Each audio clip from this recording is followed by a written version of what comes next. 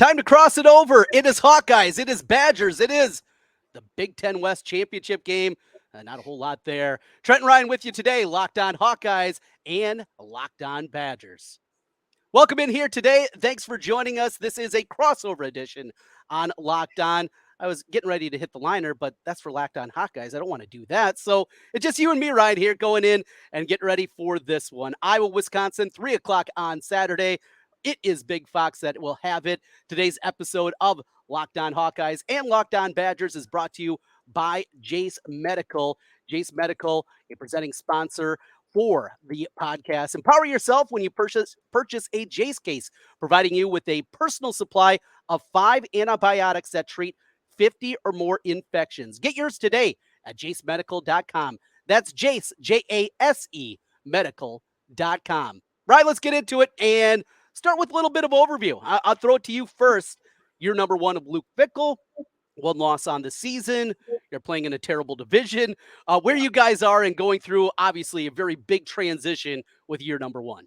Yeah, not quite where I think fans or I expected. I think a lot of us thought it'd be a little cleaner. At the end of the day, though, it's an offense averaging 31 points per game. It's still going through teething processes, right? Like I think there is nationally a notion that Wisconsin should be a little further along. But when you zoom out, year one for a coaching rebuild, brand new staff, new schemes on both sides, a bunch of new players, new transfers, and you're 4-1 and you're averaging 31 points a game, right?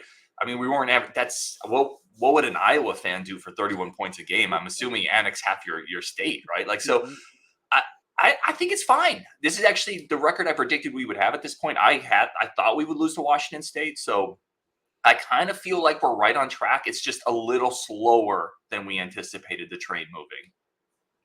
I can see that. And I have watched every Wisconsin game, except for one on the BTN in 60. So I've got a view. And it's funny because if you just look at the box scores, you just kind of look at the end game score. You do that, you're, boy, they must be flying high. But watching each of those games, I wasn't wowed by Wisconsin. It wasn't where, boy, this team is off and running. They're going to run away with the division. I don't think the box score and the final scores have kind of really painted the full picture of this season. Is that fair?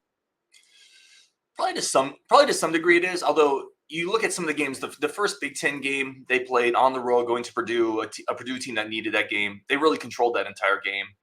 They're playing a Rutgers team that it looks much better under Schiano. And again, Rutgers never threatened in that game. So they've done a bit of a mini Michigan thing. Like, make no mistake, they are nowhere close to Michigan. But they've won some games where maybe the score, the box score doesn't look as impressive, but they've controlled a lot of the game script. There's really been very few teams where Wisconsin down the stretch has really been stressed by the opponent. Obviously, Washington State on the road. Washington State's a good team with a real quarterback. And that was a game that Wisconsin was right in. They had a late turnover. They could have won that game, could have, would have, should have. I don't think they deserved to win that game. But I think they've controlled the game scripts for the most part. And even though, this is where I went back and said it's not as pretty as I think a lot of people expected it to be. But I think a lot of people overlook the amount of turnover and transition and just there's growing pains with a whole new staff. Again, that being said, though, you look back to where we were last year under Paul Chryst, where there should have been no growing pains. Illinois was murdering us. Like you saw that version of Wisconsin up close and personal. We are so far ahead of that version of Wisconsin. That was a broken team. This feels like a team still coalescing that still has trajectory to grow this year. So there's still optimism on the Wisconsin side. There's a couple deep pass plays we've had that we just haven't been able to connect on.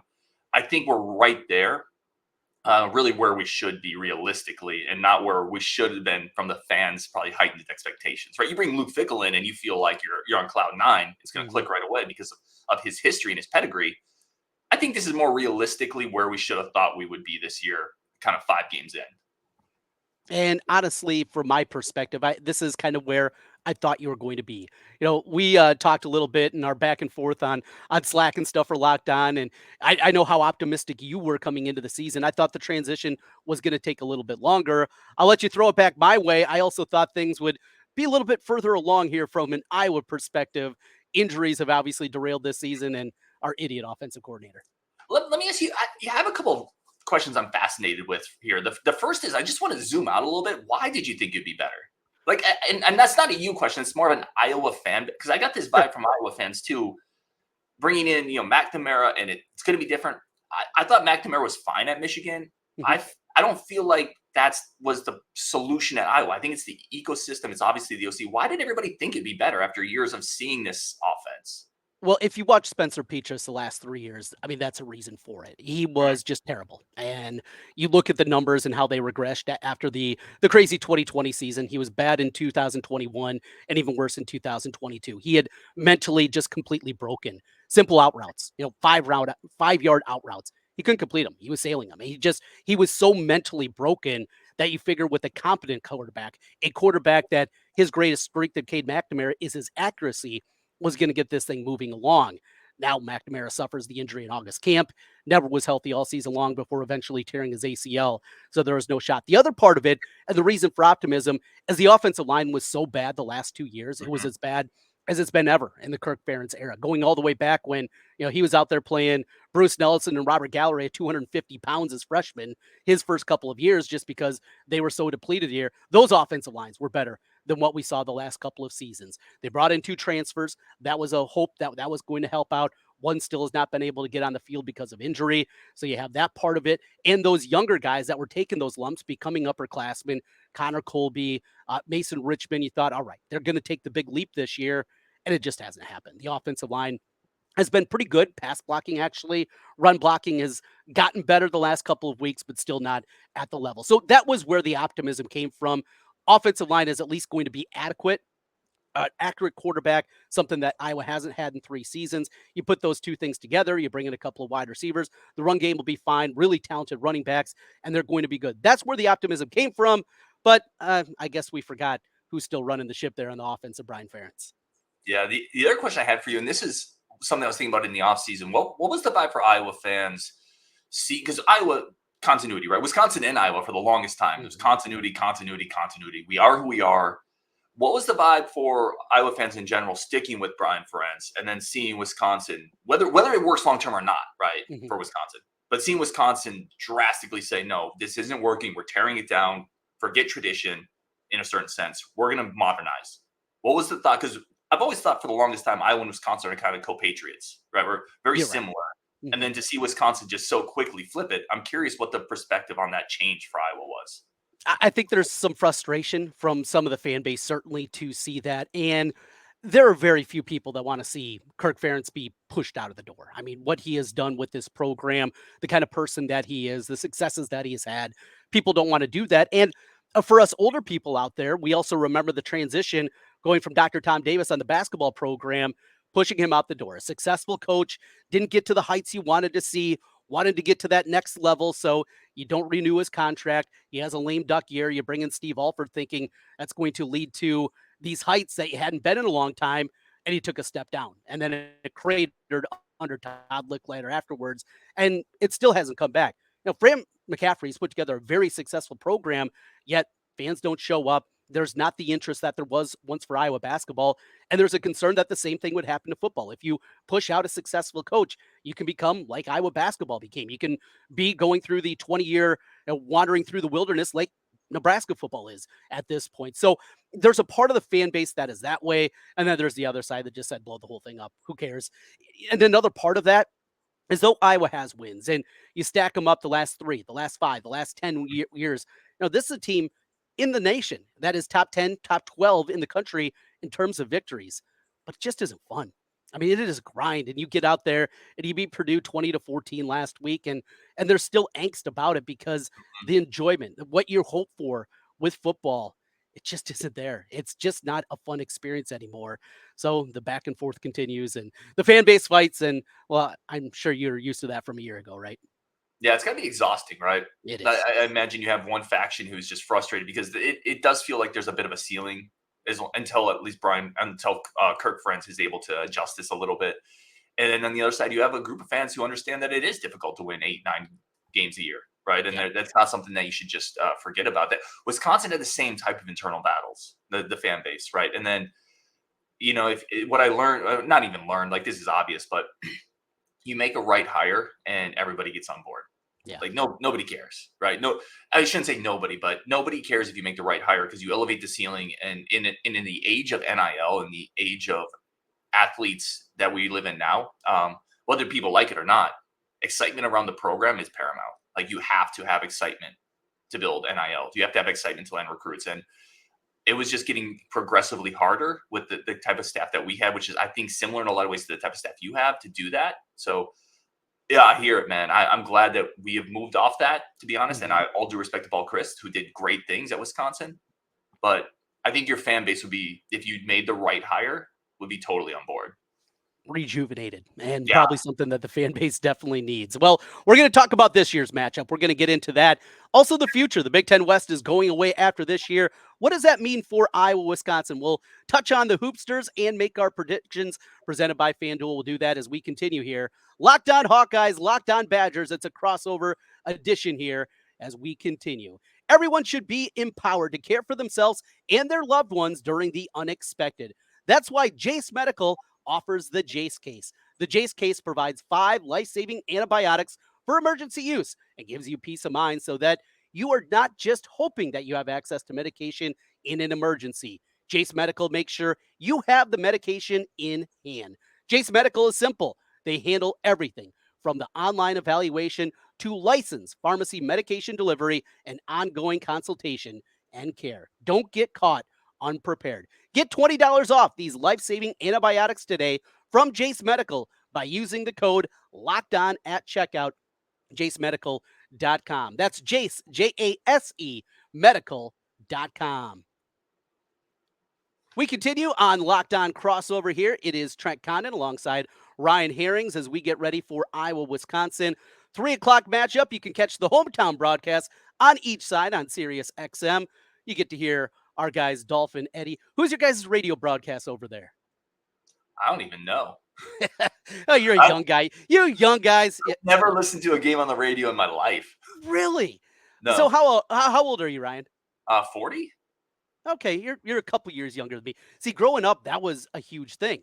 I'm 43, and I guess that 3-year gap is a big one because we grew up. Now, Iowa was weird back in the day too, because each one of the radio stations across the state, many of them had their own broadcasters. So there were 4, 5, 6 different broadcasts that you can listen to. The big one here in Central Iowa, in Des Moines, was WHO, nationally known radio station. Ronald Reagan worked there back in the day, and so 1040 WHO goes across the country. It's a huge clear channel signal, and Jim Zabel was a play-by-play voice. My grandpa hated him as a play-by-play broadcaster. So we listened to Rob Brooks out of WMT. Awesome. That was who we listened to all the time. A little bit different these days, and you can catch the game on Sirius XM. Well, Ryan, let's get into the matchup here. Good. And where I start with this is we've talked a lot about the offense, the change, the evolution. Still a team that's going to be based out of the run with Phil Longo's doing with that offense, even though you're doing it more out of the spread. My question is defensively, because Iowa, since they shifted to the 3-4, they have not been able to figure this thing out. Though Iowa's got a couple of wins over the last decade plus, it has usually been a grind to be able to get there. So how does the defense look for the Badgers? How is the new system? Of course, no Jim Leonard there, and that was a sigh of relief when we saw that he didn't stay on with the Badgers. Yeah, Leonard had success against Ferencz, to put it mildly. Leonard's a great defensive coordinator. The thing that I think Wisconsin fans struggle with this a little bit, but I think nationally people saw a bit of a drop off this year with Wisconsin's defense, and they say, well, Leonard is gone. That, it's all tied together. And again, not to minimize anything Leonard did. Leonard had a lot more NFL talent played than this Wisconsin defense does right now. Leonard last year, for example, had just Keanu Benton and Nick Herbig. Those are NFL guys. The year before, you're talking about Leo Chanel, who's played a lot for the Chiefs. So yeah, you're gonna have good defenses if you have NFL guys all over the front seven. And obviously Leonard was good as well. Honestly, the defense has been okay. There's been some breakdowns. The staff has been trying to mix a little bit of what they want to do with the personnel that they have. It's kind of some mismatched parts fitting into different areas. I will say this. They're coming off a Rutgers game where Rutgers came in wanting to run the ball. Gavin Wimsatt, not a huge threat throwing the ball, and Wisconsin really shut it down. And that's going into this Iowa game. Like, they're just going to put 10 guys in the box, and Hunter Woller's going to be flying around near the line of scrimmage. I think they're going to be really good. I think this team is more built to play the Iowas, right? They still have those pieces, those bigger inside linebackers, a bigger defensive line. Remember, their first couple games, they started against a Buffalo team, a Georgia Southern team, a Purdue team, a Washington State team. All these teams are heavy spread, throwing the ball everywhere. That's not really where Wisconsin is fully at yet with the personnel change. against Iowa, they're going to put 10 in the box and they're going to say Deacon Hill beat us. And Deacon Hill's not going to beat Wisconsin in Madison. So I think they're going to be really good at this game, actually, even though it's not the same caliber of Jim Leonard defense. A little bit different, but you mentioned Deacon Hill. You saw Deacon Hill, obviously, in his couple of years at Wisconsin. He is a guy that has a big arm. He is a big man. He's not accurate, and it is a bit of a problem. 6 of 21 last week against Purdue. A couple of drops, not many, not much that you can place, certainly on the blame of the receivers there. Iowa goes for the first time since the 1970s in a football game where a wide receiver does not catch a football. That is the Iowa offense that we're dealing with here. You saw Deacon Hill for the Hawkeyes and the perspective and the hope that he's going to get better. Look, I don't want to kill the kid, but I've said from the get-go, he's just not a good quarterback. And you can see that. He does not have the necessary accuracy to even be a starting caliber quarterback at the FBS level. He was on his way to Fordham for a reason, and now he is starting for the Hawkeyes. So what you saw from him, and did you see anything that gave you maybe any hope? Because it's very difficult for me to see it.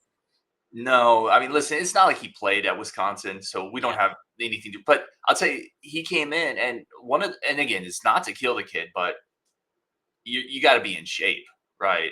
And it just is what it is. And he very quickly, when Phil Longo took over, Luke Fickell took over, he was like the first guy to transfer out. Like he very quickly realized, I'm not going to get playing time here. He's got a big arm that was all the way back to high school. We were excited about the big arm. And then he came to campus, and Miles Burkett, an in-state quarterback that really didn't have any other offers, jumped him right away in the depth chart, essentially. Then that just right there, I was like, it's not going to happen, right? Like, it just, quarterbacks, you have a finite window, and I don't think he has the goods whatsoever to beat Wisconsin, because he can't run. Like, Wisconsin is going to tee off on the running game, and they're going to dare Deacon Hill to beat him, and he's not accurate enough to do that. So I don't know, man. I look at it like, how is Iowa going to respond when Wisconsin does what they did to Rutgers? I know Caleb Johnson came back. I know the running game. Yeah, he looked great. 7.9 per pop last game, I think it was. The offense line looked better, but they're not going to be able to block 9 guys in the box. So what is Iowa's counter to that? It's got to be deep shots. And, you talk a lot in games going in, hey, got to hit a couple of deep shots. It's not hit a couple. If Iowa realistically can win this football game, it's not hit a couple of deep shots. They're probably going to have to hit 4 or 5 deep shots, right? I mean, they're going to have 3 plays of 20-plus yards in the air and another couple 50-plus yarders. I mean, that's the only way that I can see it happening. And you couple that with Brian Ferentz's inability to do anything against this defense. You go back to the 38-14 game where Iowa's only points come off of 2 pick sixes from Josh Jackson. You go back to last year. I mean, that was at the time a broken Wisconsin team. Iowa wins a game 24-10, and you're like, oh, that was really good. Iowa, what do they have? 146 yards of total offense. I mean, it's just it's not going to happen. We'll get into our predictions a little bit later, but that's kind of where we are. So yeah, it's not just Iowa hitting a couple of big plays in the pass game. I think they have to hit 5, 6, 7 big plays in the pass game. And with the inability of the wide receivers to get separation outside of Eric All, nothing in the pass game. Now, maybe it is Caleb Johnson. Maybe Caleb Johnson's able to go. I was running a lot more. It's not the traditional run scheme that you're probably used to seeing, inside, outside zone, and that's all they do. A lot more counters, a lot more ISOs, a lot more hat-on-hat blocking, kind of some old-school Wisconsin stuff that we're seeing a little bit more, and it has worked out certainly much better because the zone blocking scheme doesn't work in today's environment. After they changed the cut blocking rules 5 years ago, Kirk Ferentz wasn't willing to move with it, but you can't cut back that outside backer. You can't cut down that defensive end. And how many times on the outside zone looks like, oh man, it's blocked out in front, and then somebody comes from behind and it's a 2-yard loss. It's happened so much over the last 5 years. Iowa has worked to evolve past that. That is good to see in the running game. So yeah, there's a scheme there. There's the game plan. But Ryan, my question for you, we've had this conversation a lot here. The Big Ten West is going away. And it's been a godsend for really both Iowa and Wisconsin to have this division where you're the heavy heads, right? You are the power programs in this division. That's not happening anymore. What's been the perspective from Wisconsin when the schedules came out last week and you look, oh boy, we don't get Purdue and Illinois and Northwestern every single year. Now we got UCLA, USC, Washington, Oregon on there, plus some more against Michigan, Penn State, Ohio State. What's been your guys' takeaway? Probably similar to yours. From a fan perspective, it's probably very similar. There's a mix of oh dear Lord, like Yeah. we're not going to win a game, right? You have that segment of the fan base, and then you have the mix of thank dear Lord, I don't have to spend my Saturdays watching Wisconsin Purdue. I get to watch a Mhm. USC game, a UCLA game. It's exciting. It's fun. It goes back to your original point, right? Sports are supposed to be fun. They're supposed to be exciting, and it's sometimes the build up to big games is better than the game itself. You spend the whole week looking forward to Wisconsin, Iowa when we're both good, but Yeah. Ohio State, USC. You spend 3 minutes looking forward to Wisconsin, Illinois, or Iowa, Indiana, whatever the random Big Ten matchups are, right? So it's a mix. I personally said where I'm at, man. I think it's good. I think it's a good thing. Listen, let's be honest. The Big Ten West, in a way, I feel like has throttled the teams in in that division because they haven't had to evolve. They haven't had Mhm. to get better, right? Because you had nobody you had to race against. If you're the racing against a bunch of slow people, you're going to stay slow. So, Right. and that's what we've done. That's what Mhm. collectively the West has done. So I like it. I think it's going to raise everybody's game. I think it raises the excitement, the exposure. I think that leads to better recruiting, better NIL opportunities. And it's also, listen, you don't have to be perfect anymore, right? You're going to be able to lose a game or two and still get to a 12-team playoff in the Big Ten. So I'm all for it. But certainly there is that aspect of fans that are frankly terrified that Wisconsin and Iowa, that type of program, is never going to win the Big Ten again. Yeah, and 18 teams got to be in the top 2 just to get there, but that silver lining, 9-3, if you play a tough schedule and you get a quality Yeah, win or 2 in there, you might be able to sneak in the back door and be an 11 seed and get your shot in the college football playoff, and how exciting that would be, or even finish in the 5 to 8 range and get a home game. How incredible that would be. There's that'd still be that so hope cool. out there. Yeah, absolutely. And the chances of winning the Big 10 are going to be few and far between for Wisconsin and Iowa. Just that is the reality. To actually win this conference, it's going to be tough. But to be there, to get a shot against the big boy, to be a seat at the table, I think that's going to be really exciting going forward. We Let me talk ask about the yeah. let Go me ask ahead, you Ryan. on this topic before we move on really quick. Wisconsin fans, one of the big things we've talked about this year prior to these bigger schools coming in, and I say bigger mostly with USC, like Mhm. UCLA's gotten a little too much hype coming in. Like I've seen people say, "Be careful of UC." I don't know. Traditionally, that's not some power program, but my bigger point is Wisconsin fans have been excited moving off of Chris, thinking that Fickell is going to better prepare us going forward against this tougher schedule. Is there a concern that Brian Ferentz is, or not Brian, sorry, Kirk Ferentz and coach that coaching tree, because Yeah, obviously Brian is kind of attached there. Like, do you need to evolve now with a tougher schedule? they do, but will they? Probably not. I mean Mm, that's the dichotomy, the back and forth that we continue with at this point in time. They need to, absolutely, but they needed to 3 years ago, and here we still are doing the same kind of things. And there's a real chance Iowa gets blown out on Saturday. Iowa loses 27-7 again to Wisconsin. They go on. They could easily win out. I mean, the remaining schedule is an absolute joke. It's Minnesota, it's Rutgers, it's Northwestern, Nebraska, and I think that's it the rest of the way. I mean, they easily could be 10-2, 9-3 at minimum. And Kirk will just run it back. Hey, we're successful. We won 9 games again this year. Maybe they'll go win another Outback Bowl. And see, look, this still works. Not understanding what the future is going to be. And then the other burning question, if it has become a force piece from the athletic director, whoever that turns out to be, of getting rid of Brian Ferentz. Does Kirk just walk away? Does Kirk just say enough is enough? I'm not going to be here while my son is fired, and I'm going to retire. mm. So that's kind of lingering out there too. What kind of damage has been done to the Iowa program? I mean, there's a lot of big picture questions that are out there if we get to that point. Hey, one quick one for you, Ryan. Basketball, we had Big Ten Media Day early in the week. Just a quick overview for us out there. You guys kind of took what we were the last couple of decades, what Iowa basketball was for me growing up in the 80s and 90s, and Wisconsin has taken that here as of recently. Didn't make the tournament a year ago. We're used to them pretty much year in, year out being in the top 5, though. A lot of returners for the Badgers. Where's the expectations for Wisconsin this year in hoops? Probably back in that 4 to 6 range. Okay. I mean, if they don't make the tournament this year, guard's going to be on the hot seat, like Yeah. at a minimum expectation. College basketball is about, to some degree, experience. Experienced teams play better. They have every starter back. They added a big time transfer. I think there's a clear kind of top couple teams, right? With Purdue's up there. I think Indiana's going to be really good this year. Michigan State, and I think Wisconsin slots right in that next tier of programs.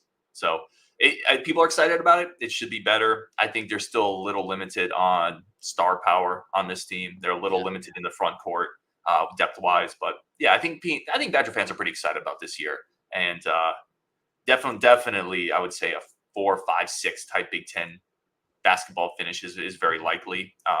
If the team hits a ceiling, maybe a tick higher. But it's an exciting time. I think we're ready for it.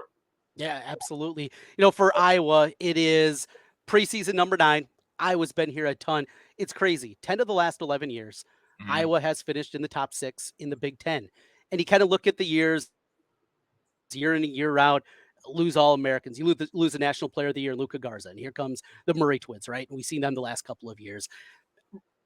McCaffrey's teams are normally not big expectations. Same thing here. I think this team is going to suck even worse defensively, which says a lot about Iowa and how bad they've been on the defensive end of the floor. But they're going to score with everybody. They're probably going to surprise some people. Is it going to be good enough to be an NCAA tournament team?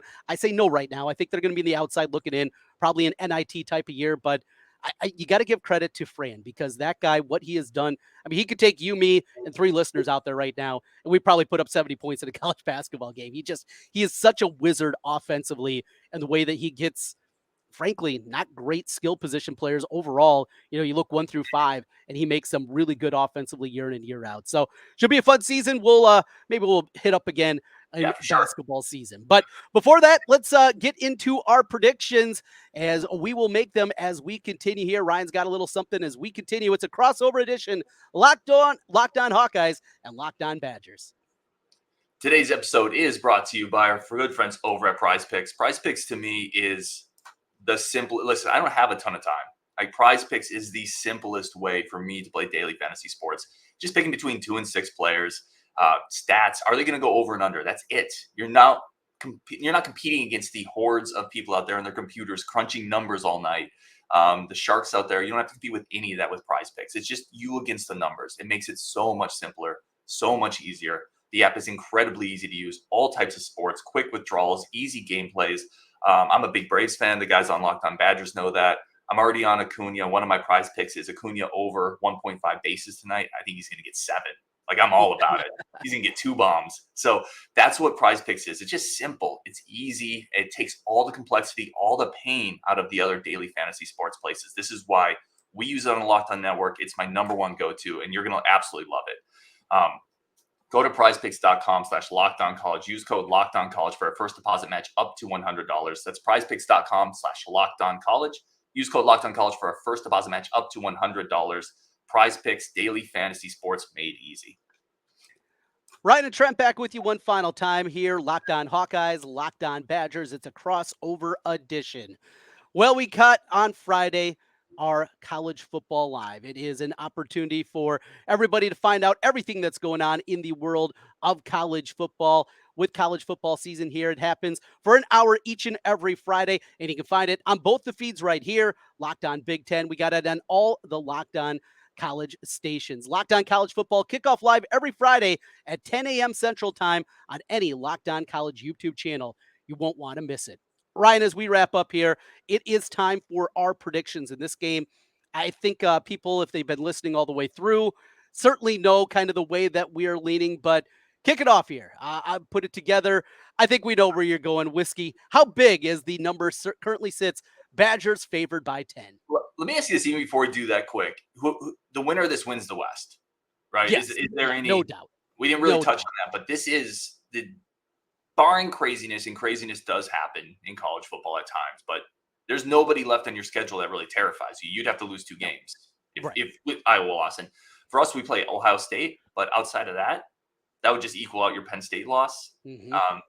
This is for the West, barring something insane, and that's unusual at this point in the season to be playing a game that's probably right. That speaks to how bad the rest of the division is, not the conference, the division. Listen, the over-under is, the last I saw it on FanDuel was, I think, 35.5, which is insane. You see my board back there, take the under. Wisconsin is a 9.5-point favorite right now. This is the last line that I saw, unless that changed, but it's in that range. Listen, I don't think Iowa has much of a shot here. I'm just going to be completely honest, barring craziness, maybe Cooper has a couple more scores, which is always possible given that dude's skill set. But I think this is like a 24-6 game, 20-6. It's in that range. I don't know how they score. I just don't know how Iowa scores in this game, given that it's an offense that's already limited, and now you've brought it even more into a dangerous area with a quarterback that's not accurate. He's going on his first road game. He's inexperienced. He's going up against the Mike Tressel defense. That Tressel's a pretty experienced DC, even if it's not the perfect Wisconsin defense. I don't know how they score, Trent. Outside of a pick six, a punt return, which we know that can happen with Iowa, but I have no clue how they score. And I think if that's the case, the defense wears down. Wisconsin is going to struggle with Iowa's really good defense, as they always do, but eventually cracks in the dam break and water gets through. I'm right there with you, and that's what I keep coming back to. An inability to make the makeables in the passing game. A run game that has really just never been able to get going against Wisconsin. In fact, I think this thing could get really, really bad. This thing could get away. Iowa can't pick up their downs. And that defense, and we saw them wear down in the second half against Penn State. I have a feeling a similar thing is going to happen in this one. I got Wisconsin running away and winning at 30-7. So just over the number, but Wisconsin easily wins this one. It might be relatively close at half. I could see it, being 10-7, something like that. It's just the second half things get away, and Iowa, that defense on the field so long. So I am definitely laying it this week with Wisconsin, and prove me wrong, Hawkeyes. I don't have a good feeling that is going to be the case.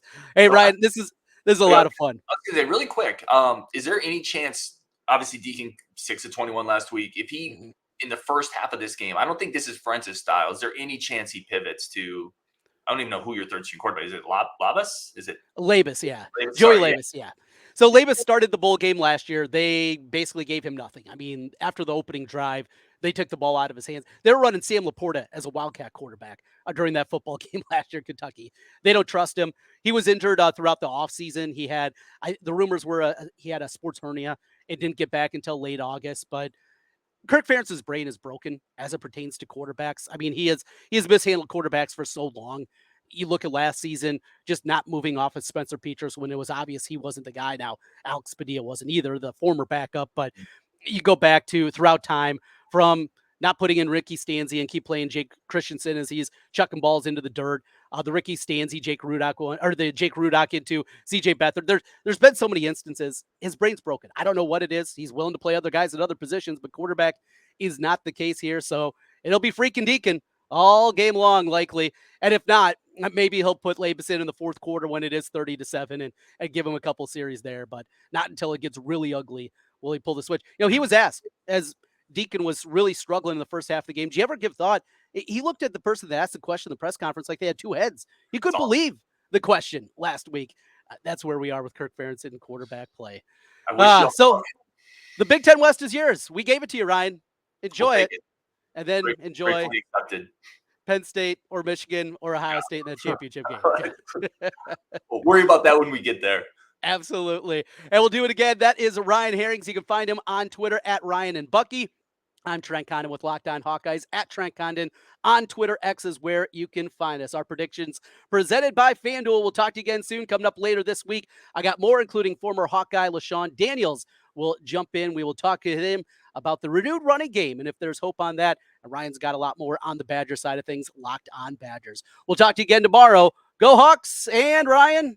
On Wisconsin. Let's get it.